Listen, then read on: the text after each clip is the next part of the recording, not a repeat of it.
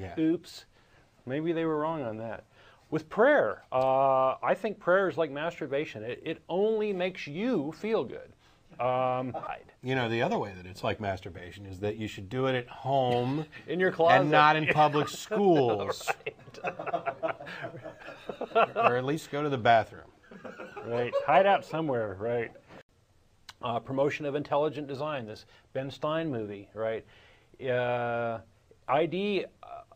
Intelligent design opens the door for God, right? It allows you to believe in God, but it doesn't help mankind at all, right? It has given us no scientific predictions, no scientific papers out of it, no results of any benefit to mankind. No technologies have come from it. No lives have been saved. No crops have been, aided by it. So it's totally useless. So if you teach intelligent design, or you open that door instead of something real, something that benefits people, you're wasting the time. You're effectively shooting yourself in the foot.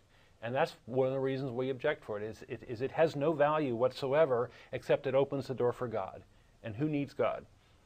Cloning and stem cell research. If cells are human beings or have souls and they're more important than real human beings, then you're going to make bad decisions that are going to harm real human beings.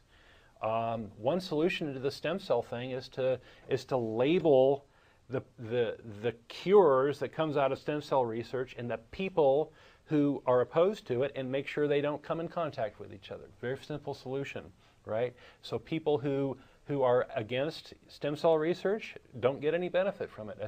It seems perfectly okay with me, and let everybody else benefit from it. So that's some of the suppression of science. Another thing that comes out of this religion is the notion that suffering is somehow a virtue, right? We're all fawning over the suffering of Jesus, or Mother Teresa really was kind of a sadist. She ran a so-called clinic that basically people came in to die, and they were led there to suffer. Now, people thought somehow that she was doing good and gave her a bunch of money. So she had millions of dollars in the bank, and she was withholding any analgesics or any cures for these people, and she was in there thinking this is just the greatest thing in the world. They're getting kisses from Jesus, and they're dying in pain, and boy, isn't this wonderful. And I think that's really twisted. I think that's very twisted. And Mother Teresa, if you think she was doing good, you better take another look at that. Well, without fail, every time not to be pick on Christianity Day, although we've hit Islam on a few things. More often than not, it's the one we're familiar with. It's the one that callers are referencing, and so I have no problem at all banging on it. But inevitably, when I talk to Christians who claim that they are so for moral reasons, what I find is that they have this incredibly twisted sense of what is moral and what is not moral. It is, just obscene in some areas and absurd in others. And we had a young lady write in on the website, and we got to talking about this, and one of the things she brought up was that she didn't want to live in a world where, people got away with things. Those who did wrong needed to be punished. Those people who were, pedophiles, they needed to be punished. And since man's law is fallible and some people will escape that punishment, she instead preferred to believe Christianity, where those people are going to be judged. Sorry, but not only is that a stupid reason for believing something, because it says nothing about whether or not it's true. The world you want to live in or what you find comfortable has no bearing on what world you're really living in. But when you adopted that particular religion, you gave up any hope of justice, because those same pedophiles that have escaped man's law get to escape God's law too. They're all eligible for an eternity in paradise. All they have to do is repent, be saved, do whatever the requirement is for salvation. And meanwhile, those people get to go on to eternal paradise, and people like me are either punished forever or destroyed because we don't believe, because there's one and only one unforgivable sin, and that's doubt. That's a thought crime. There's no justice in this system. What you have is capriciousness. What you have is arbitrary.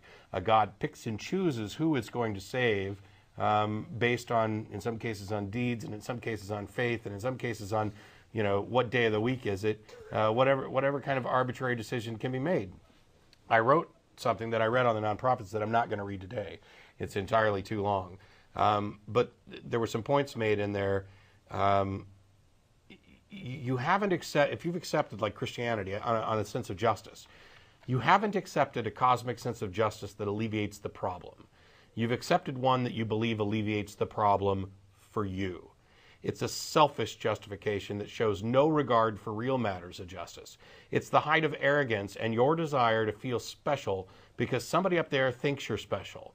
Well, according to the paradigm you advocate, he thinks anyone willing to worship him is special, with no regard for justice or character. That's the whole system. Don't pretend like there's justice here. It's a favoritism club thing, and you're on the inside because you're special. But don't pretend like, you know, that there's some divine justice to this, because there's not. It's insane. There are mass murderers that, according to your belief system, are enjoying paradise forever, while good people who simply didn't believe or believed wrongly are roasting forever. It's not justice. It's crazy. That's sucking up to power is what it is, right?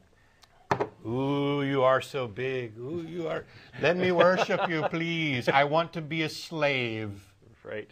That's what you are. You're sacrificing your own mental freedom and your own ability to make decisions and your own ability to determine what is true morality and what isn't. And you're giving all that up so you can be a slave.